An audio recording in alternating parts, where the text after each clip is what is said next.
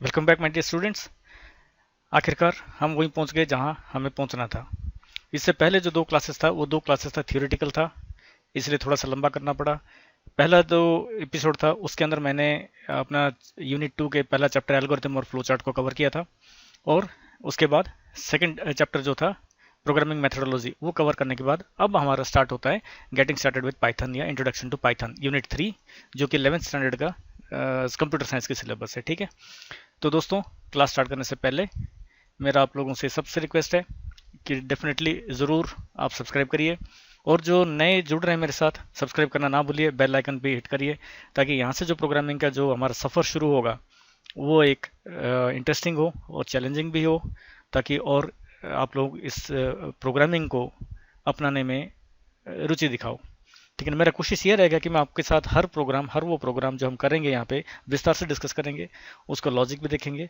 ठीक है, ये सारी चीज़ हम एक के बाद एक करते जाएंगे। ठीक है, तो ज़रूर प्लीज़ ना भूलिए सब्सक्राइब करने के लिए, सब्सक्राइब ज़रूर करना है, और आप शेयर भी करिए, अपने दोस्तों को भी बताइए जिन्होंने कंप्यूटर साइंस लेने के लिए मन कर रहे हैं या मन बना रहे हैं या लेने के बारे में सोच रहे हैं, उनको ज़रूर दिखाइए ताकि कॉन्फिडेंस उनमें भी बढ़े। और इसमें मेरे आपसे बात ये है, कहना ये है कि 100 में से 100 हम स्कोर कर सकते हैं, 100 आउट ऑफ 100 हम स्कोर कर सकते हैं। ठीक है, चलिए स्टार्ट करते हैं और टाइम वेस्ट नहीं करते हैं।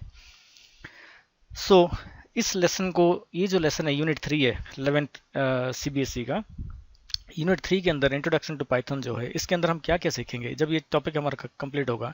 इस टॉपिक के अंदर हम बहुत सारी चीज़ें सीखेंगे। ठीक है, वो क्या क्या है? पहला है कि ग्राफिक यूजर इंटरफेस और integrated development environment for creating Python programs को हम अप्रिशिएट करने में क्यों, मतलब अप्रिशिएट कर रहे हैं इसको लोगों ने, इन चीज़ों को। ठीक है, उसके बारे में हम जानेंगे। दूसरा है हम दोनों मोड पे काम करेंगे, इंटरेक्टिव मोड पे भी और स्क्रिप्ट मोड पे भी काम करेंगे। ये सारी चीज़ें मैं आपको बताऊंगा, इंटरेक्टिव मोड क्या होता है, स्क्रिप्ट मोड क्या होता है। ठीक है, create and assign values two variables, ये भी बताऊंगा मैं। ठीक है, create and assign values two variable, variables क्या होती है, वेरिएबल्स क्यों चाहिए। ठीक है, वेरिएबल का क्या रोल है प्रोग्राम के अंदर। ठीक है, उनको वैल्यूज कैसे मिलता है, कितने तरीके हैं उनको वैल्यू हम वेरिएबल्स को दे सकते हैं। ये सारी चीज़ें हम डिस्कस करेंगे। Understand the concept and uses of different data types in Python. ये डाटा टाइप्स क्या है, ये एक टॉपिक है। डाटा टाइप्स के बारे में मैं आपको बताऊंगा, भाई डाटा टाइप्स क्यों चाहिए, सिर्फ पाइथन नहीं है, हर एक लैंग्वेज के अंदर डाटा टाइप्स होता है, उनकी क्या ज़रूरत है, उनका क्या रोल है, उनके बिना क्या होगा। ठीक है, ये सारी चीज़ें हम विस्तार से डिस्कस करेंगे। Appreciate the importance and uses of different types of operators, mathematical, relation and logical. Operators का क्या काम है, उनका क्या रोल है, वो डाटा को कैसे हैंडल करते हैं, ये भी हम देखेंगे। ठीक है, create Python expressions and statements. इसमें हम ये भी देखेंगे कि पाइथन प्रोग्राम में हम स्टेटमेंट्स को कैसे लिखेंगे, कैसे बनाएंगे। ठीक है, और स्टेटमेंट्स को भी कैसे लिखेंगे, एक्सप्रेशंस को किस तरह से लिखेंगे, ये सारी चीज़ें हम इसके अंदर सीखेंगे। यानी कि प्रोग्रामिंग का बेसिक्स हमारा स्टार्ट हो जाएगा यहाँ से। इसमें मैं आपको इस चैप्टर के अंदर हम प्रोग्रामिंग स्टार्ट करना सीख जाएंगे। ठीक है, इसके अंदर पाइथन को कैसे इंस्टॉल करना है, पाइथन को इंस्टॉल बिना करके भी हम कैसे पाइथन को एग्जीक्यूट कर सकते हैं, वो चीज़ें भी हम इसके अंदर देखेंगे, जो कि आपके सिलेबस में नहीं है, ये कॉन्सेप्ट नहीं है सिलेबस के अंदर। फिर भी मैं इस चीज़ को आपको बताऊंगा कि बिना इंस्टॉल करके आप पाइथन के प्रोग्राम्स कैसे एग्जीक्यूट कर सकते हो। ठीक है, कई बार होता है, मान के चलिए आप कहीं बाहर गए हुए हैं, आप अपना लैपटॉप लेके नहीं गए। ठीक है, वहाँ पे आपको मिल गया, चांस मिल गया प्रोग्राम बनाने के लिए, या टाइम मिल गया प्रोग्राम बनाने के लिए, तो क्या आप वहाँ पे पाइथन को इंस्टॉल करोगे? उनके सिस्टम पे नहीं करना है। ठीक है, अब वहाँ बैठ के भी आप किस तरह से अपना प्रोग्राम का काम जारी रख सकते हो, अपना प्रैक्टिस जारी रख सकते हो, वो सारी चीज़ें मैंने इसके अंदर बताऊंगा। ये चीज़ें आपके सिलेबस के अंदर नहीं है, आउट ऑफ सिलेबस है, पर फिर भी ये जानना ज़रूरी है हर एक प्रोग्रामर के लिए, ये चीज़ें जानना, क्योंकि जब आप एक प्रोग्रामिंग की तरफ जा रहे हो, उसका सारी चीज़, सारी डिटेल्स जो है वो आपके दिमाग में होना चाहिए। ठीक है ना, तब जाके आप रास्ता, डिफरेंट डिफरेंट तरीका ढूंढ सकते हो, डिफरेंट रास्ते सोच सकते हो। ठीक है ना, आप कहीं पे भी मजबूर फील नहीं करोगे अपने आप को। ठीक है, नेक्स्ट है इंट्रोडक्शन। इंट्रोडक्शन क्या कह रहा है? In order to tell computer what you want to do, we write a program in a language which computer can understand. ठीक है, दो there are many different programming languages such as BASIC, Pascal, C, C plus plus, Java, Haskell, Ruby, Python etcetera, but we will study Python in this course. इस course के अंदर, इस syllabus के अंदर आपका क्या है? पाइथन है। ठीक है, तो प्रोग्राम है क्या, हम क्या करते हैं कि हम कुछ अगर एग्जीक्यूट करना चाहते हैं तो हम कंप्यूटर को बताते हैं कि क्या करना होता है। जब हम उसको कोडिंग बना के देते हैं या लिख के देते हैं या इंस्ट्रक्शंस देते हैं, ठीक है, वो हम एक प्रोग्रामिंग लैंग्वेज को सिलेक्ट करते हैं, कोई सी में करता है, कोई सी प्लस प्लस में करता है, कोई जावा में करता है। ठीक है, तो उसके बाद वो सबमिट होता है, सबमिट होने के बाद कंप्यूटर उसको एग्जीक्यूट करता है, ठीक है ना। तो अब आप भी बोलोगे अगर प्रोग्रामिंग लैंग्वेज है तो इतने सारे लैंग्वेजेस क्यों है? ये सबसे बड़ा ये है कि लैंग्वेज तो था पर इतने सारे लैंग्वेजेस की क्या जरूरत पड़ी, ठीक है ना। एक्चुअली है क्या ये लैंग्वेज, ये एक्चुअल मशीन कौन सी लैंग्वेज समझता है? अगर हम ये देखते हैं, कंप्यूटर को कौन सा भाषा पता है? उसको पता है बाइनरी। Binary means what? या तो 0 या 1। ये सिर्फ वो 2 डिजिट्स को जानता है, 0 या 1 या ऑन या ऑफ, उसके अलावा और कुछ नहीं पता उसको, ठीक है ना। तो ये जो लैंग्वेजेस बनी है इतने सारे, बेसिक, पास्कल, क्यों हमें 0-1 की लैंग्वेज नहीं पता? हम 0-1 की लैंग्वेज पे कोडिंग नहीं कर सकते, ना ऑन ऑफ की लैंग्वेज में हम कोडिंग कर सकते हैं। हमें वो लैंग्वेज चाहिए जो हम समझते हैं, ठीक है ना। पर आखिर में क्या होता है, सिस्टम पे चलनी है तो सिस्टम को जो लैंग्वेज समझ में आता है उसको उसी लैंग्वेज में हमें वो सबमिट करना पड़ता है, ठीक है ना। ये चीज़ है। तो ये जितने भी लैंग्वेजेस बने हैं, हर लैंग्वेज का अपनी कुछ कमजोरियां हैं, कुछ अपनी स्ट्रेंथ्स हैं, ठीक है ना। तो ये डिपेंड करता है कि कौन किस टाइप का प्रोग्राम बनाना चाहता है, तो वो उस हिसाब से, या कौन किस टाइप के लैंग्वेज को सीखा है, ठीक है, वो उस हिसाब से वो अपने लैंग्वेज को सेट करता है और मास्टरी करता है। आपको एक लैंग्वेज सीखना है, कोई भी एक लैंग्वेज अगर आपने सीख लिया, ठीक है, मान के चलिए सपोज इससे पहले आपको सी आता है या C++ आपने कर रखे हैं, तो पाइथन आपको ईजी लगेगा। ये स्टार्टिंग वाले जो चैप्टर्स हम कर रहे हैं वो बिल्कुल ईजी लगेगा आपको, ठीक है ना। अगर आपका ये पहला प्रोग्राम लैंग्वेज है तो हो सकता है आपको थोड़ा सा समझने में टाइम लगेगा, थोड़ा सा बेसिक लगेगा। इसलिए मैं इतने डिटेल जाने का रीज़न ये है कि मैं ये मान के चल रहा हूँ कि इसमें जो पहले से लैंग्वेज का थोड़ा सा एक्सपीरियंस है वो भी है, और जिन्होंने बिल्कुल नहीं किया है वो भी है, ठीक है ना। तो ये दोनों के लिए फ़ायदेमंद होगा अगर आप इन डिटेल्स में जाओगे तो यहाँ से आपका सफ़र शुरू होता है प्रोग्रामिंग का, ठीक है। आप आज पाइथन सीख रहे हो, ठीक है, पाइथन कहाँ कहाँ पे काम आ सकता है, ठीक है, ये सारे के बारे में मैं आपको बताऊंगा, ये सारे डिटेल्स में बताऊंगा क्यों ये इतना पॉपुलर हुआ और क्यों इसको हम कहते हैं कि भाई एक one of the most powerful program in today's world, ठीक है। तो लोग इसके पीछे क्यों पड़े हैं, ठीक है। तो ये चीज़ें, ये डेवलपमेंट्स चलता रहता है, हर लैंग्वेज में अपने उनके अपडेट्स होते रहते हैं, डेवलपमेंट्स चलते रहते हैं, ठीक है ना। बाकी सिर्फ ये कि बाकी लैंग्वेजेस इतने सारे हैं, उन लैंग्वेजेस का और पाइथन में कॉमन की चीज़ क्या है? लॉजिक।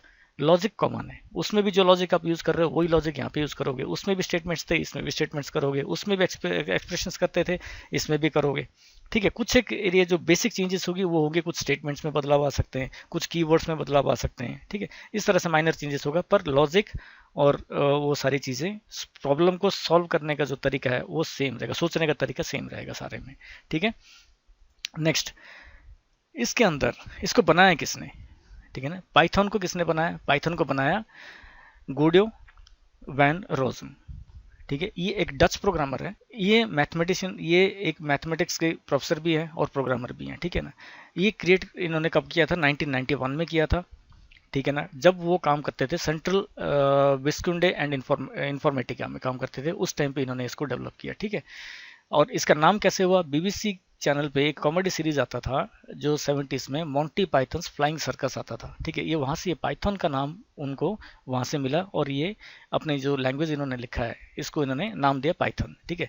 अब इसका खासियत क्या है? It supports both procedural approach and oriented, object oriented भी। यानी कि ये स्टैंड अलोन प्रोग्राम भी लिख सकता है, यानी कि आपने एक लाइन का कोड लिख दिया, एग्जीक्यूट कर दिया, वो भी चल जाएगा।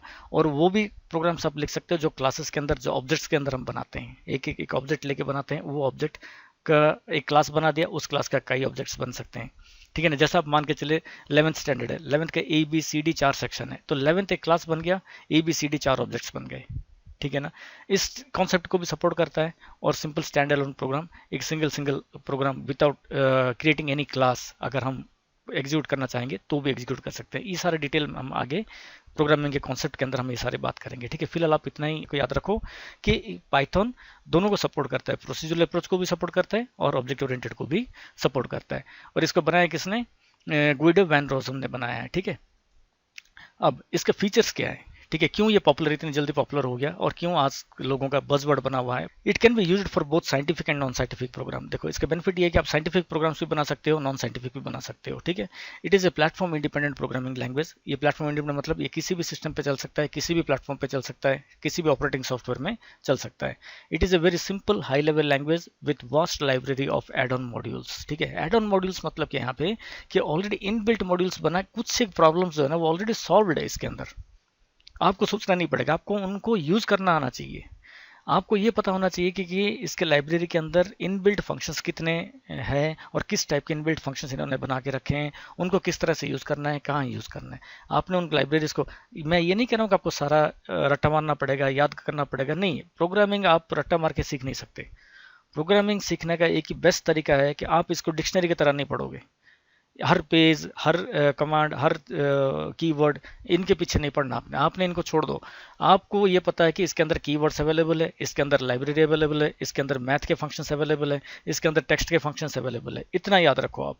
उसके बाद जब जिस चीज़ की ज़रूरत पड़ेगी, अगर मान के चलो आप कोई प्रॉब्लम सॉल्व कर रहे हो, आपको लग रहा है कि भाई इसके अगर बनी बनाए होता तो अच्छा होता, अगर इस तरह का आ रहा है, लाइब्रेरी में जाओ, लाइब्रेरी में देखो इसके लाइब्रेरी में उस टाइप का कोई फंक्शन है कि नहीं, अगर है यूज़ करो। That is what you have to do. आपको रट्टा मार के याद नहीं करना इन चीज़ों को, ठीक है ना। तो इसलिए कहा गया it is very simple high level language with vast library of add on modules. Vast library, बहुत बड़ी लाइब्रेरी, इसकी बहुत सारी एड ऑन मॉड्यूल्स है, सारे को याद रखना मुश्किल है। हाँ, कुछ हम मेन चीज़ों को, जो मेन मॉड्यूल्स हैं, जो हम डेली रोजमर्रा लाइफ में हम करते हैं, उनको जरूर हम सैम्पल्स में देखेंगे, एग्जाम्पल्स में भी देखेंगे और प्रोग्राम में भी एग्जीक्यूट करेंगे, ठीक है। अब it is excellent for beginners as the language is interpreted hence gives immediate results. Language ये इंटरप्रेटर यूज करता है। यहाँ पे क्लियर कट बता रहा है कि Python is using an interpreter to execute its programs, ठीक है। तो इमीडिएट रिजल्ट्स भी आपको मिलता है। साथ साथ आप देख सकते हो, आपने कोडिंग कर ली, कोडिंग करके रन कर दिया, रन करते ही आपको रिजल्ट दिख गया, ठीक है। The programs written in Python are easily readable and understandable. Easily readable and understandable मतलब क्या है, ये अपनी भाषा में लिखी गई है ताकि हम इसको इजीली समझ भी सकते हैं और इसको रीड भी कर सकते हैं, ठीक है ना। रीडेबल भी है और अंडरस्टैंडेबल भी है, ठीक है।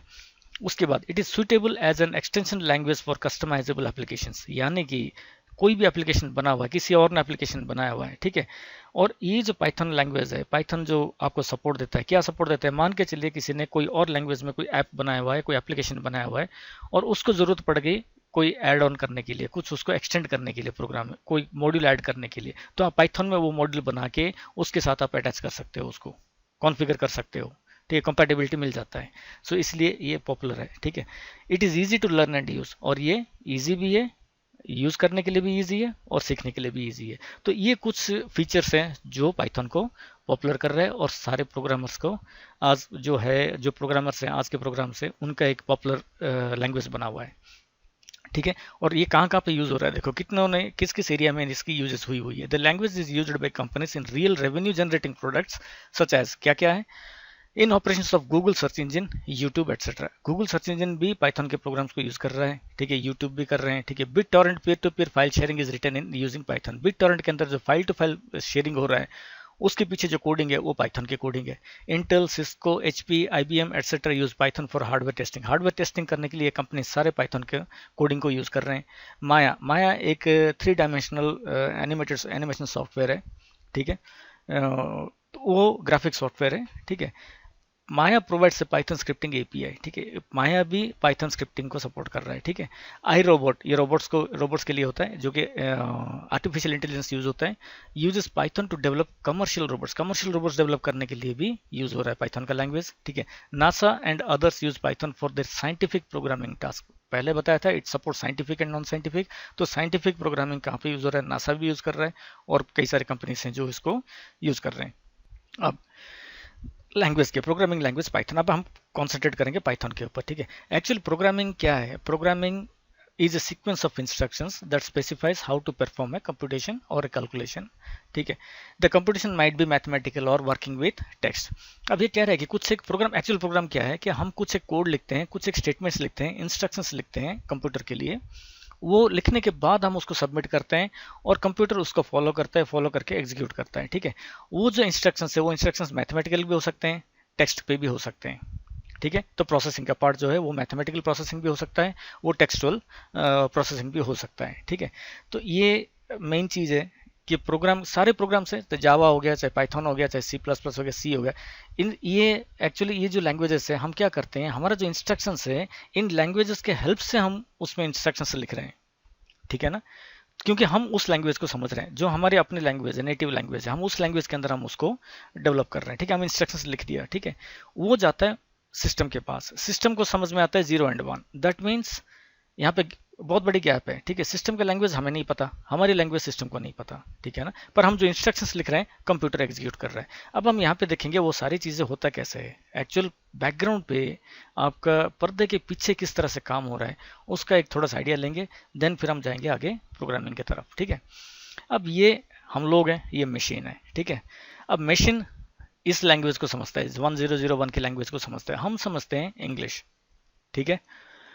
अब ये जो लैंग्वेजेस है बनी है, जितने भी सी हो गया, C++ हो गया, जावा हो गया, असेंबलर लैंग्वेजेस हो गया, ये जो इतने सारे लैंग्वेजेस की जरूरत क्यों पड़ी, उसके पीछे ये रीजन है, ठीक है। जब पहले सिस्टम स्टार्ट हुआ, पहले जब प्रोग्रामर्स लिखते थे, जो पहले के प्रोग्रामर्स थे, ठीक है, वो मशीन के आसपास, जो मशीन का लैंग्वेज जो समझ में आता है ना, उस लैंग्वेज के आसपास वो प्रोग्रामिंग करते थे। बहुत टफ था वो, उसको हम कहते थे असेंबली लैंग्वेज। असेंबली लैंग्वेज जो मशीन के करीब था, ठीक है ना। उसमें प्रोग्रामर्स भी बहुत कम थे उस टाइम पे, उनको मास्टरी करना पड़ता था, उनको याद करनी पड़ती थी, ठीक है। वो सारे कमांड्स उनको ये करना पड़ता था, मशीन लेवल के लिए लिखने के लिए उनको कई बहुत मुशक्कत करनी पड़ती थी, ठीक है। उसके बाद क्या हुआ, उसको और सहूलियत करने के लिए फिर लोगों ने क्या करा, प्रोग्रामिंग लैंग्वेज की नए नए तरीके सोचने लगे। उन्होंने ये सोचा कि भाई हम ऐसा एक लैंग्वेज बनाएं जो कि कॉमन हो सबके लिए, और वो अपने लैंग्वेज में उसमें वो लिख सके, कोडिंग कर सके। तो उसको हम कहते हैं high level language. High level language जो कि हमारे इर्द गिर्द, हमारे देख के, हमारे जैसे प्रोग्रामर को देख के बनाया गया है, ठीक है। तो हाई लेवल लैंग्वेज और low level language. Low level language जो कि मशीन लेवल के पास काम करेगा, हाई लेवल है जिसमें हम करते हैं, ठीक है ना, हम प्रोग्रामिंग करेंगे। अब हाई लेवल लैंग्वेजेस कौन से हो गए, जैसे C++, जावा, पाइथन, ठीक है।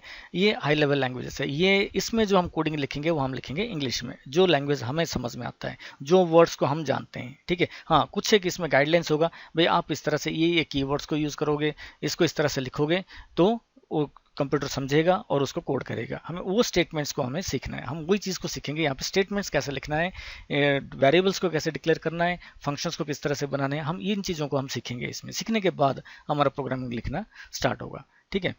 अब ट्रांसलेटर, अब देखो, अब हमने तो इंग्लिश में लिख दिया, जबकि हम जानते हैं कि मशीन जो है वो 01 का लैंग्वेज ही समझता है, उसको और कोई लैंग्वेज नहीं आता है, ठीक है। तो अब यहाँ पे ट्रांसलेटर का क्या रोल है वो हम देखते हैं।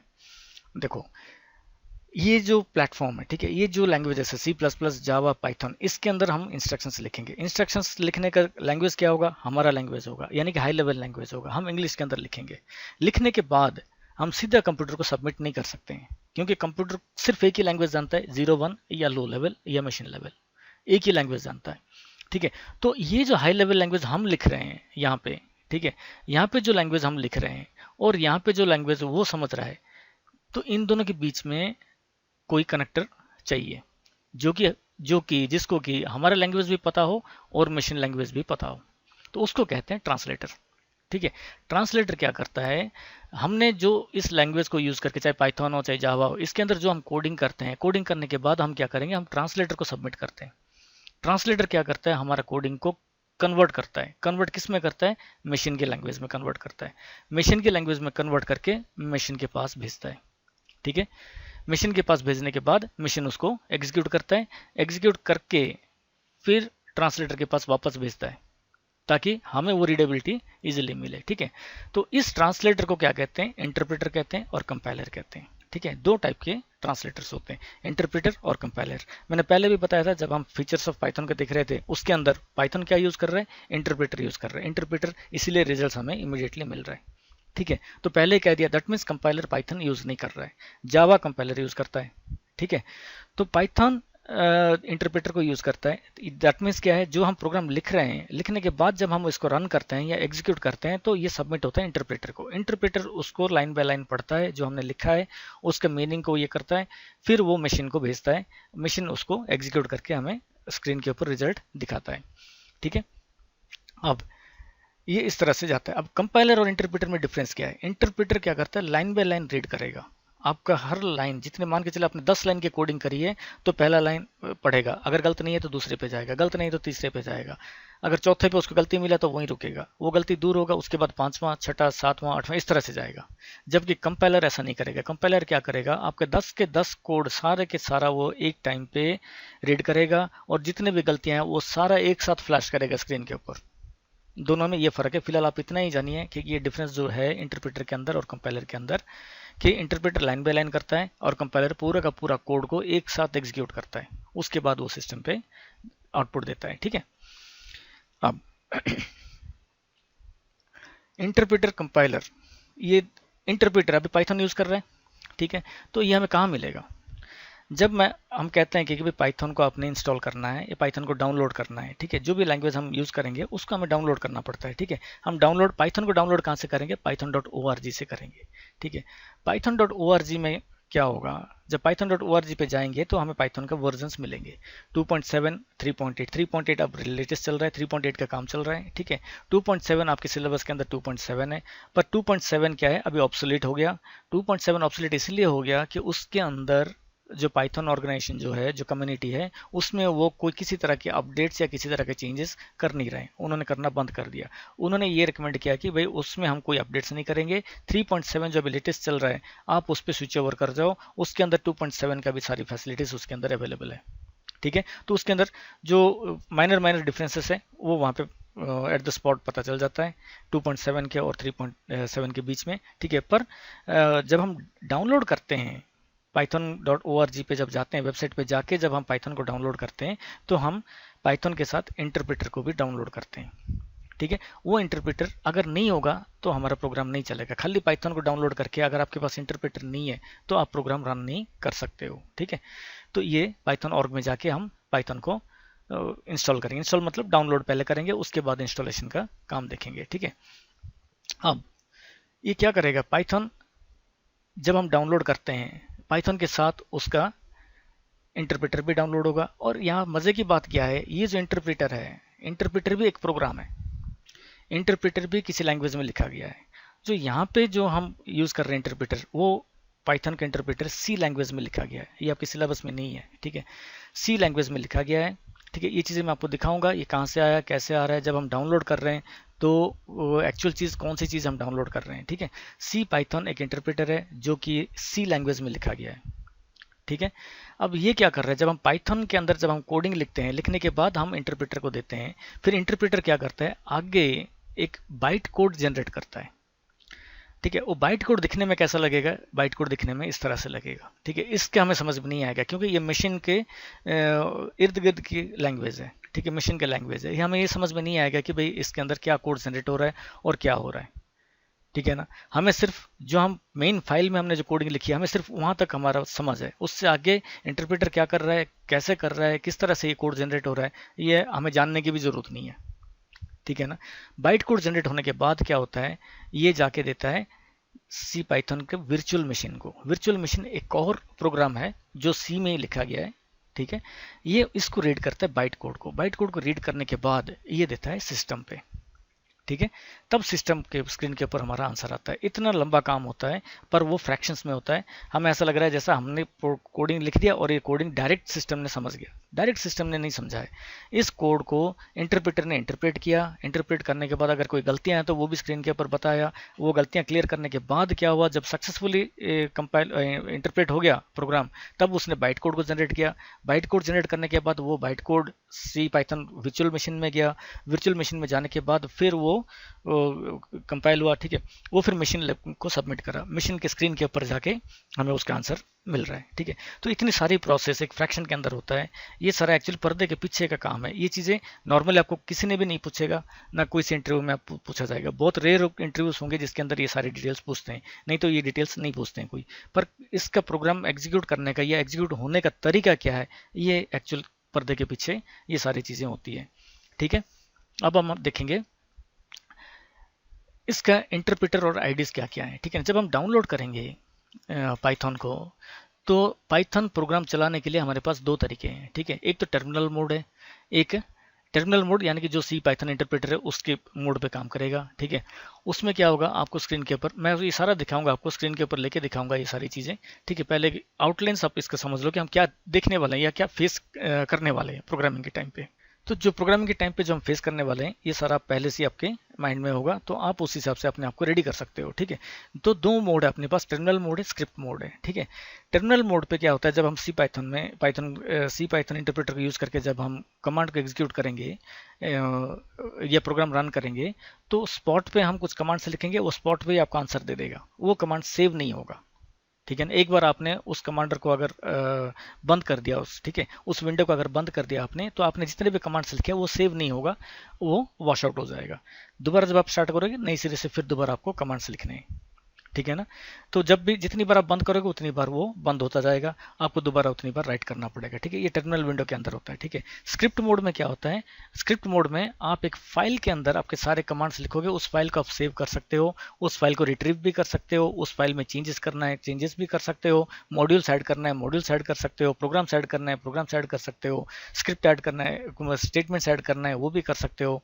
ठीक है, ये सारा एडिटिंग वाला जो पार्ट है वो सारा चीज़ स्क्रिप्ट मोड के अंदर हो सकता है। नॉर्मली हम स्क्रिप्ट मोड में करते हैं ताकि फाइल हमारा सेफ रहे। जब हम प्रोजेक्ट्स बनाते हैं तो हम कई इस तरह से कई फाइल्स बनाते हैं, उसके बाद उन सारे फाइल्स को इकट्ठा करके हम एक सॉफ्टवेयर डेवलप करते हैं। ठीक है ना, ये कॉन्सेप्ट यूज होता है इसके अंदर। ठीक है, तो स्क्रिप्ट मोड यूज करने के लिए बेस्ट तरीका क्या है, आपका पाईचार्म है। पाईचार्म ये उसका लोगो है। ठीक है, ये भी मैं दिखाऊंगा आपको, पाईचार्म साइट पे जाके भी दिखाऊंगा। ठीक है, तो ये चीज़ें हम ये सारा इकट्ठा करना पड़ता है, यानी कि हमारे पहले सिस्टम को रेडी करना पड़ता है प्रोग्राम को रन करने के लिए। ठीक है, तो हमें क्या क्या चाहिए, एक तो चाहिए पाइथन लैंग्वेज डाउनलोड करना पड़ेगा, उसका इंटरप्रेटर डाउनलोड करनी पड़ेगी। ठीक है, पाईचार्म की साइट पे भी जाके मैं आपको दिखाऊंगा पाईचार्म किस तरह से ये करना है। और हम जब पाइथन को पहले डाउनलोड करेंगे, इंटरप्रेटर भी डाउनलोड करेंगे। ठीक है, वो सारी चीज़ क्या क्या है, एक्चुअल क्या क्या चीज़ें हैं, कि हम किस चीज़ को डाउनलोड कर रहे हैं। ठीक है, और दूसरी बात है, क्या प्रोग्रामिंग रन करने के लिए हमें सिस्टम पे डाउनलोड करके इंस्टॉल करना ज़रूरी है, ये सबसे बड़ा सवाल है। ठीक है, तो ये चीज़ें भी हम डिस्कस करेंगे, मैं आपको बताऊंगा किस तरह से, और करके भी दिखाऊंगा कि बिना इंस्टॉल करके भी हम प्रोग्रामिंग रन कर सकते हैं। ठीक है, उसके लिए हमें क्या चाहिए, क्या क्या किन किन चीज़ों की ज़रूरत पड़ेगी और क्या क्या चीज़ चाहिए, वो चीज़ हम देखेंगे। ठीक है, अब यहाँ से आपका प्रोग्रामिंग का यानी कि पाइथन का सफ़र शुरू है। ठीक है, यहाँ पे हम देखेंगे python.org पे जाएंगे, वहाँ पे हम उसके वर्जन्स भी देखेंगे। ठीक है, सारी चीज़ें अब देखेंगे। ठीक है, सो स्टूडेंट्स अब हम चलते हैं python.org पे जाके हम देखेंगे वर्जन्स किस तरह से अवेलेबल है और कौन से वर्जन है और कैसे डाउनलोड करना है, क्या करना है। ठीक है, मैं आपको सीधा उसके साइट पे लेके जा रहा हूँ। ये python.org है, यहाँ पे डाउनलोड्स का है। डाउनलोड्स में जब आप जाके देखोगे तो यहाँ पे पाइथन 3.8.3 आपका वर्जन लेटेस्ट वर्जन है। ठीक है, ये वर्जन को हम डाउनलोड करेंगे। डाउनलोड करने से पहले मैंने कुछ एक बातें इंपॉर्टेंट बातें भी आपको बतानी है, कि मैंने पहले भी बताया था क्या डाउनलोड करना ज़रूरी है, अगर मान के चलिए बिना डाउनलोड करके अगर चलाना है तो कैसे चलाना है। ठीक है, अब ये इससे पहले मैं आपको एक बात और भी बताना चाहता हूँ। हमने इंटरप्रेटर्स के बारे में भी हमने बात करी है। इंटरप्रेटर में हमने ये देखा था कि भाई सी पाइथन जो सी लैंग्वेज में लिखा गया है वो डाउनलोड होता है इसके साथ। ठीक है, पाइथन जब हम सॉफ्टवेयर को डाउनलोड करते हैं तब जाके वो सी पाइथन उसके साथ ही होता है। अब ये सी पाइथन क्या है, ठीक है, ये सी पाइथन है, सी पाइथन का साइट है। सी पाइथन में हम इन फाइल्स को डाउनलोड कर रहे हैं। ठीक है, ये उसका इंटरप्रेटर है। ठीक है, इंटरप्रेटर डाउनलोड होता है, खाली इंटरप्रेटर के साथ वर्चुअल मशीन भी डाउनलोड होता है। ठीक है, तब जाके हमारा प्रोग्राम एग्जीक्यूट होता है। अब ये सवाल आता है, क्या सी इंटरप्रेटर या सी पाइथन जो इंटरप्रेटर है क्या वो एक इंटरप्रेटर है? नहीं, कई सारे इंटरप्रेटर्स होते हैं, अलग अलग इंटरप्रेटर्स होते हैं। ठीक है, ये इंटरप्रेटर जो है ये सी लैंग्वेज में लिखा गया इसलिए इसको सी पाइथन कहा गया। उसी तरह जाइथन नाम का एक इंटरप्रेटर भी है। जाइथन क्या करता है, जावा में लिखी गई है, ये पाइथन को इंटरप्रेट करता है। ठीक है ना, यानी कि सी लैंग्वेज में भी लिखा गया और जावा में भी लिखा गया, उसके बाद फाइनली पाइथन में भी लिखा गया। पाइथन लैंग्वेज को एग्जीक्यूट करने के लिए, उसको इंटरप्रेट करने के लिए पाइथन के खुद की लैंग्वेज में पाइथन का इंटरप्रेटर भी लिखा गया। ठीक है ना, तो नॉर्मली जब हम डाउनलोड करते हैं python.org से पाइथन को हम जब डाउनलोड करते हैं तो सी पाइथन बाय डिफॉल्ट उसके साथ आता है। ठीक है ना, हम उसको ये करते हैं। इनके अलावा एक और इंटरप्रेटर है, वो है आयरन पाइथन। आयरन पाइथन भी एक तरह से फ्रेमवर्क है जो पाइथन के प्रोग्राम्स को रीड करता है और एग्जीक्यूट भी करता है। ठीक है, अब आता है सवाल, क्या हमें बिना इंस्टॉल करके उसको चला सकते हैं क्या? बिल्कुल चला सकते हैं, और उसके लिए आपको कहाँ जाना पड़ेगा, repl.it नाम का एक साइट है, REPL.IT में आपको जाना पड़ेगा। जब REPL.IT में जाओगे तो आपको ये विंडो मिलेगी। यहाँ पे आप अपना एक आईडी बना सकते हो साइन अप में जाके। इसके बेनिफिट क्या है, ये आपका ऑनलाइन अवेलेबल होगा हमेशा। जो भी प्रोग्राम इसके अंदर आप करोगे, जो भी फाइल्स आप सेव करोगे, ये ऑनलाइन हमेशा अवेलेबल रहेगी। इसकी एक कमजोरी है, इस पर अगर आपने कोडिंग करना है तो आपको इंटरनेट की ज़रूरत है। इंटरनेट आपका अगर फैसिलिटी है, इंटरनेट आप अगर जहाँ पे भी जाते हो पूरा एरिया पे इंटरनेट को एक्सेस कर सकते हो, तो फिर आपको इंस्टॉल करने की ज़रूरत ही नहीं है। आप सीधा क्लाउड पे ही करो, सीधा ऑनलाइन करो, ऑनलाइन पे प्रोग्राम एग्जीक्यूट करो, फाइल सेव करो। आप जहाँ पे भी चले जाओगे, आपके पास लैपटॉप हो ना हो फ़र्क नहीं पड़ता, जहाँ पे भी जाओगे वहाँ पे बस मशीन मिलना चाहिए। वहाँ पे मशीन मिल गया, आप एग्जीक्यूट कर लोगे। ठीक है। अब मैं इसमें दो तरीका है, एक आप आईडी बना के भी एग्जीक्यूट कर सकते हो, बिना आईडी के भी एग्जीक्यूट कर सकते हो। आपको मैं पहला पाइथन का स्क्रीन दिखा रहा हूँ जहाँ पे कोड हम करेंगे। ठीक है, मैं स्टार्ट कोडिंग में जा रहा हूँ, साइन अप नहीं कर रहा हूँ। साइन अप अगर करूंगा तो मेरा आईडी बनेगा। ठीक है, आपको साइन अप करके आईडी बनानी पड़ेगी। इसका बेनिफिट ये है, ये भी बनाओ और इंस्टॉलेशन भी करो, दोनों चीज़ हम देखेंगे। घर के लिए इंस्टॉलेशन करेंगे, लैपटॉप के लिए इंस्टॉलेशन करके रखेंगे, एक इसको भी देखेंगे भी इसमें भी वो प्रोग्राम्स कैसे रन करना है। ठीक है, ये दोनों तरीका हम देखेंगे। तो मैं यहाँ पे सीधा आपको स्टार्ट कोडिंग में लेके जा रहा हूँ, ताकि हम पहला स्टेटमेंट हम लिख सकें, पहला स्टेटमेंट एग्जीक्यूट कर सकें इसके अंदर, पाइथन के अंदर। ठीक है, अब मैंने यहाँ पे क्लिक किया। क्लिक करने के बाद आपको लैंग्वेजेस मिलेगा। देखो, ये एक ऐसा प्लेटफॉर्म है जिस प्लेटफॉर्म के अंदर यानी कि REPL.IT क्या फैसिलिटीज दे रहा है लोगों को, प्रोग्रामर्स को, कि ऑनलाइन जिसने जिस लैंग्वेज में मास्टरी की है वो उस लैंग्वेज को रन करके देख सकता है, प्रोग्राम लिख के कोड जनरेट करके रिजल्ट्स देख सकता है। This is one of the best thing I have seen on the net. ठीक है ना, ये कोई भी प्रोग्रामर हो, चाहे वो जावा का हो, चाहे सी हो, C++ हो, रूबी का हो, ठीक है, किसी का भी हो, उसको वो एक प्लेटफॉर्म मिला हुआ है। ठीक है, उनको इंस्टॉल करने की जरूरत ही नहीं है। ठीक है, तो हम अभी पाइथन में करेंगे, तो हम पाइथन को सिलेक्ट करेंगे। मैंने पाइथन को सिलेक्ट किया। ठीक है, क्रिएट REPL कर दिया। ठीक है, क्रिएट REPL करते ही आपका स्क्रीन आ जाएगा, REPL क्रिएट हो गया। अब देखिए ये स्क्रीन आपको मिलेगा। अब यहाँ पे क्रशर आ गया, ये रेडी है, कमांड लेने के लिए रेडी है। ठीक है, यहाँ पे रेडी एग्जीक्यूट हो गया। अब यहाँ पे मैं जो भी प्रिंट करूंगा, ये आपका रिजल्ट स्क्रीन है, ये आपका कोडिंग स्क्रीन है। ठीक है, यहाँ पे सेटिंग में जाके आप इसका बैकग्राउंड चेंज कर सकते हो। ठीक है, थीम लाइट दिया हुआ है, मैं थीम को डार्क कर रहा हूँ। ठीक है, थीम डार्क हो गया। अब मैं यहाँ पे जो भी लिखूंगा, ठीक है ना, यहाँ पे क्या दिया हुआ है, not sure what to do, run some examples, start typing to dismiss. ठीक है, यहाँ पे मैं अगर कोडिंग स्टार्ट करूंगा सीधा, यहाँ पे अगर मैं जो भी कोड लिखूंगा उस कोड को एग्जीक्यूट करके आपका आंसर यहाँ पे मिलेगा। अब यहाँ पे मैं पहला कोड लिख रहा हूँ, वेलकम कोड लिख रहा हूँ। तो मैं क्या कर रहा हूँ, प्रिंट एक कमांड है, प्रिंट के बाद opening bracket, then double quotes, welcome to Python. ठीक है, ये मैंने लिखा है और मैं ये स्क्रीन के ऊपर फ्लैश करना चाहता हूँ। ठीक है, मैंने ये कोड लिखा है, एक प्रिंट नाम का एक वर्ड को यूज किया। ठीक है, देखो प्रिंट के ऊपर मैंने क्रशर लेते ही मुझे ये क्या बता रहा है, प्रिंट वैल्यू सेपरेटेड, और सिंगल कोड भी बता रहा है। ठीक है, अगर एंड लाइन पे जाना है /n, ये सारा हम डिस्कस करेंगे आगे। ठीक है, अब सिर्फ इतना ही सोचो, इतना ही समझो कि प्रिंट लिखने से क्या करेगा, ये रिजल्ट क्या आएगा, स्क्रीन के ऊपर जो भी हमने प्रिंट के बाद ब्रैकेट के अंदर लिखा है वो डिस्प्ले होगा। ठीक है, अब मैंने इसको रन कर रहा हूँ। ठीक है, रन करने के बाद आप यहाँ पे रिजल्ट विंडो पे देखो, वेलकम टू पाइथन आ गया। ठीक है, ये वेलकम टू पाइथन आपका लिखा हुआ आ गया। ठीक है ना, सो दिस इज व्हाट। अब मान के चलिए दूसरा कोड, मैंने एक और कोड लिख रहा हूँ, एंटर प्रेस किया, प्रिंट 5, एक नंबर को प्रिंट किया मैंने, प्रिंट करना चाहता हूँ, प्रिंट 5 को मैं दिखाना चाहता हूँ, रन करूंगा यहाँ पे प्रिंट। अभी देखो क्या हुआ, एग्जैक्ट सिंटेक्स एरर दिखा रहा है। हमने एरर के भी में हमने बात किए थे, भाई 3 टाइप के एरर आ सकते हैं, syntax error, run time error और लॉजिकल एरर। अब यहाँ पे सिंटेक्स एरर दिखा रहा है, क्या दिखा रहा है, missing parenthesis. Missing parenthesis means मैंने ब्रैकेट नहीं लिखा था, ब्रैकेट डाला नहीं। ठीक है, ये होता है टाइपिंग एरर। ठीक है, इस टाइप के एरर्स को ये साथ साथ बता देगा। ठीक है, अब यहाँ पे मुझे क्या करना पड़ेगा, वापस जाके ब्रैकेट देनी पड़ेगी। ठीक है, अगर मैं ब्रैकेट दे रहा हूँ और इसको मैं रन करूंगा तो आप देखते हैं क्या होता है, अब 5 प्रिंट हो गया, वेलकम टू पाइथन भी प्रिंट हुआ, और अगले लाइन पे जो 5 लिखा हुआ है ये भी प्रिंट हुआ। अब इसी तरह मान के चलिए मैंने यहाँ पे कुछ कैलकुलेशन भी करना है, तो प्रिंट 5 + 5 करके अगर मैं प्रिंट कर रहा हूँ, ठीक है, तो आंसर क्या आता है हम देखते हैं। क्या आ गया, 10 आ गया। दैट मीन्स मैथमेटिकल एक्सप्रेशंस भी हो रहा है, कैलकुलेशन भी हो रहा है। ठीक है, इनको हम डिटेल हम देखेंगे। ठीक है, ये हुआ बिना इंस्टॉल करके नेट पे हम प्रोग्राम को एग्जीक्यूट कर रहे हैं। ठीक है, ऑनलाइन नेट पे हम रियल टाइम पे एग्जीक्यूट कर रहे हैं। ठीक है, इसके लिए आपको नेट कनेक्शन की जरूरत है। ठीक है, फिलहाल आप इस टॉपिक के अंदर मैं यहीं पे रोक रहा हूँ इसको। इसके बाद नेक्स्ट जो मॉड्यूल जो वीडियो बनेगा उसके अंदर पाइथन का इंस्टॉलेशन का मैंने आपको दिखाऊंगा, फाइल्स इंस्टॉलेशन की। इंस्टॉल करने के बाद हम सिस्टम पे सीधा फाइल सेव कर सकते हैं। स्क्रिप्ट मोड पे हम प्रोग्रामिंग करेंगे, स्क्रिप्ट मोड पे प्रोग्रामिंग करके हम उसको सेव करेंगे। ठीक है, ये स्क्रिप्ट मोड पे ही हो रहा है एक तरह से, क्योंकि यहाँ पे देखिए main.py लिखा हुआ है। py is the extension for Python files. ठीक है, पाइथन के जो भी फाइल बनेगा, जो भी स्क्रिप्ट मोड पे जो भी फाइल बनेगा उसमें .py लिखा होगा। .py मीन्स ये पाइथन का फाइल है। ठीक है, पाइथन इसके अंदर हमारा कोड सेव होकर रहेगा। ठीक है, ये सेव्ड लिखा हुआ है।